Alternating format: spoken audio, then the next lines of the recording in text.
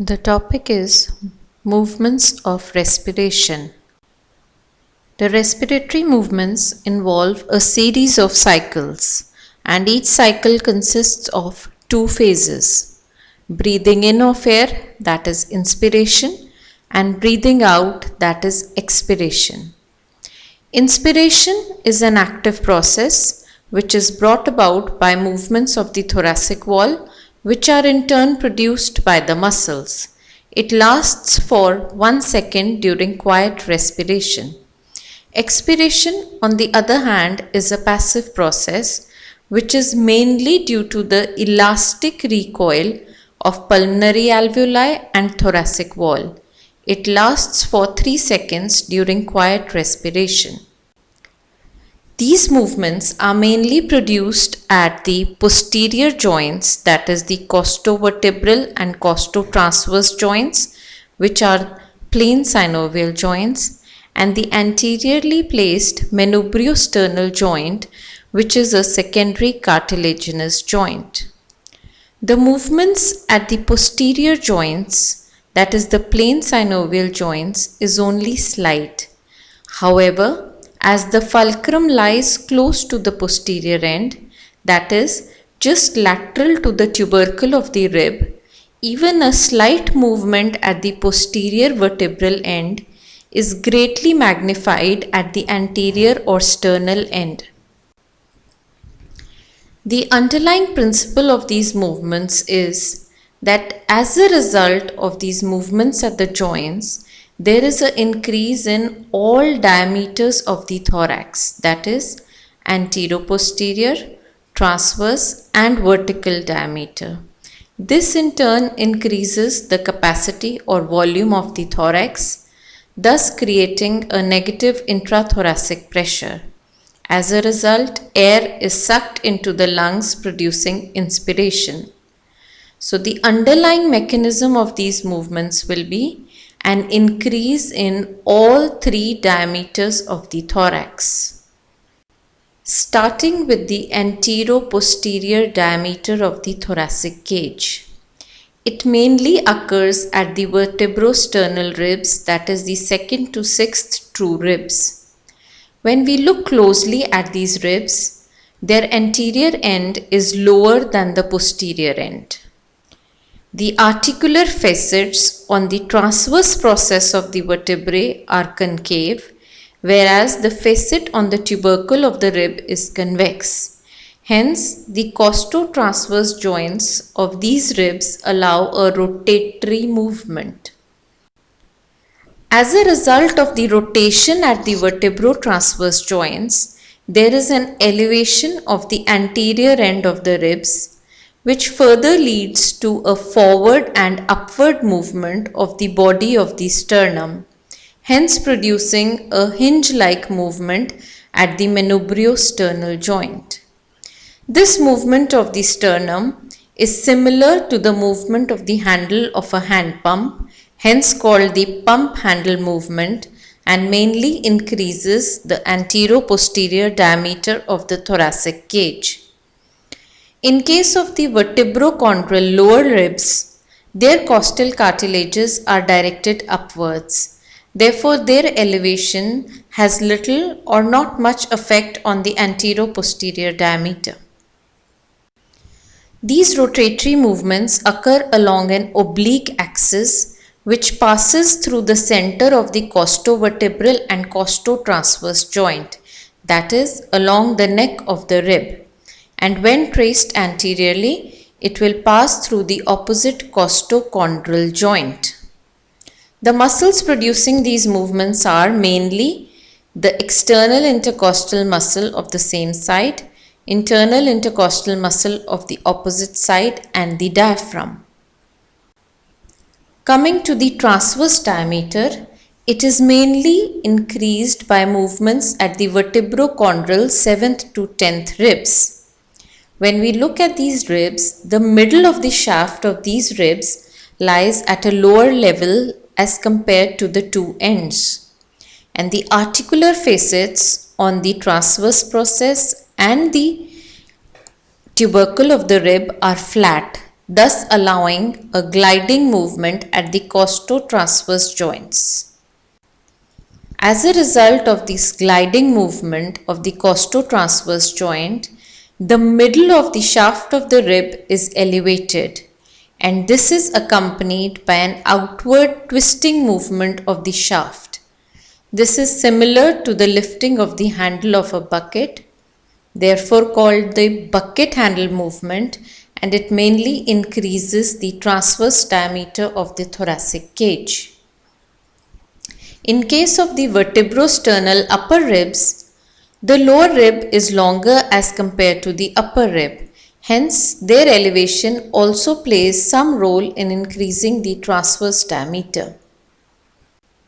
This gliding movement occurs along an antero-posterior axis which passes through the center of the costovertebral and costosternal joint of the same side. The muscles are similar, that is, ipsilateral external intercostal, contralateral internal intercostal, and the diaphragm. Lastly, the vertical diameter. It is mainly increased by the contraction of the diaphragm, which results in the descent of the dome of the diaphragm. This downward movement of the diaphragm is similar to the movement of the piston in the hand pump, hence called the piston movement, which mainly increases the vertical diameter. As a result of this descent of diaphragm, there is an accompanying downward displacement of the abdominal viscera and a forward bulging of the anterior abdominal wall. This type of forward bulging of the anterior abdominal wall with inspiration is known as diaphragmatic respiration and is mostly seen in case of infants and old people. The descent of diaphragm during quiet respiration is 1.5 cm but can increase up to 6 to 10 cm in case of forced inspiration.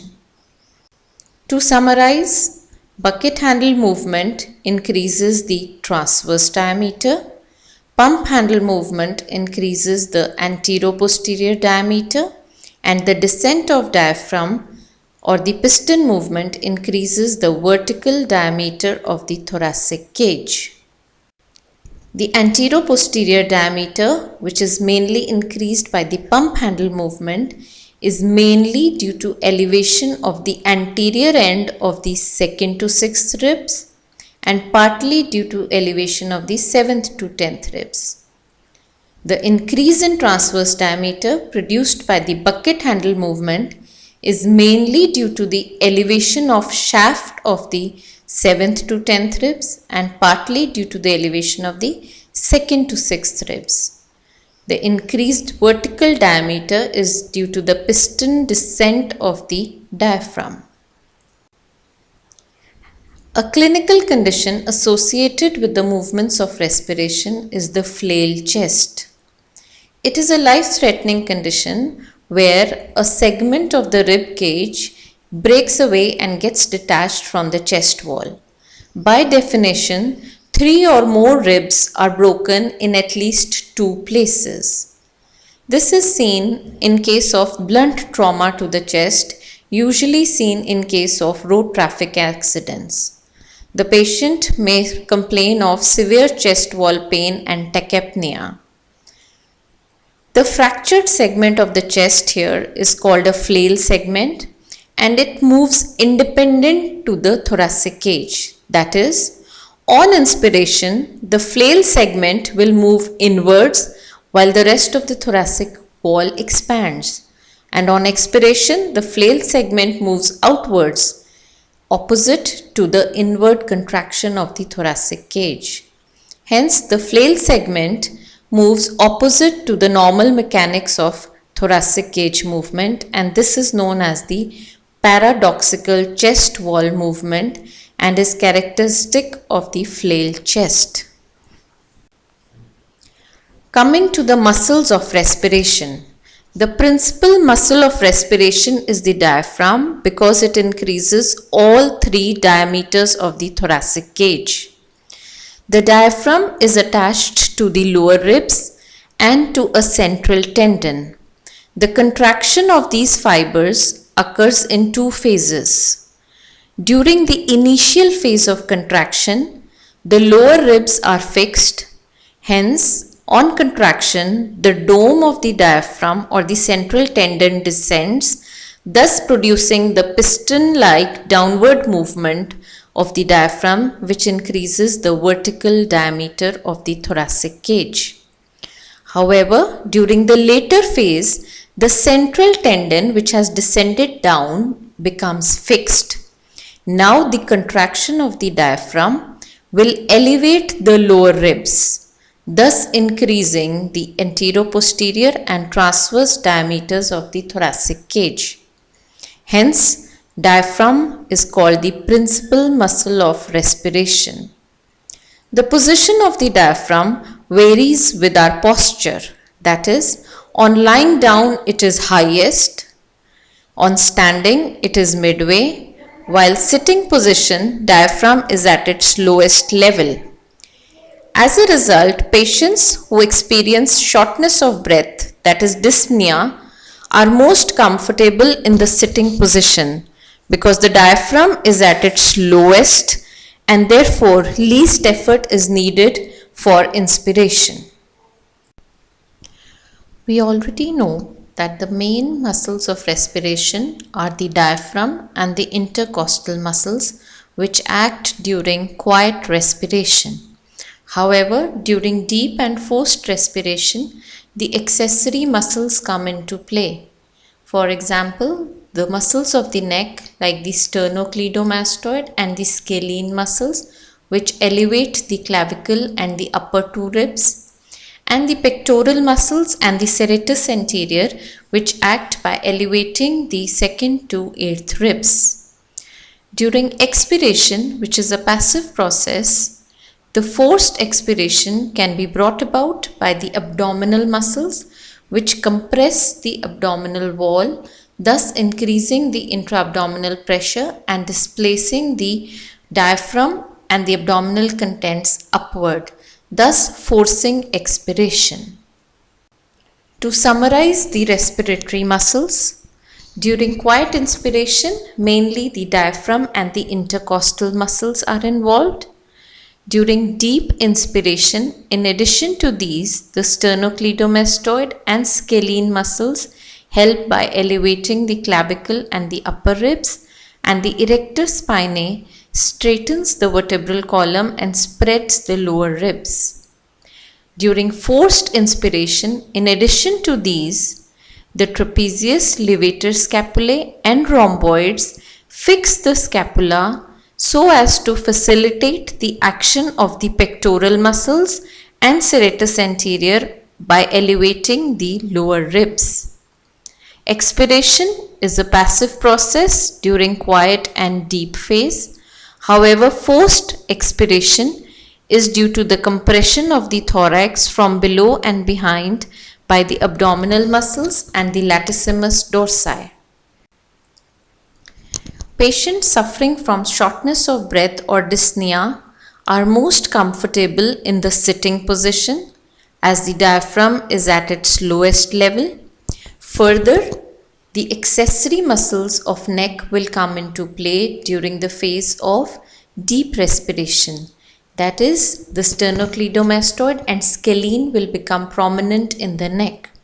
Further, during forced respiration, the patient will fix the scapula by resting their elbows either on their knees or holding on to a piece of furniture with the help of their hands.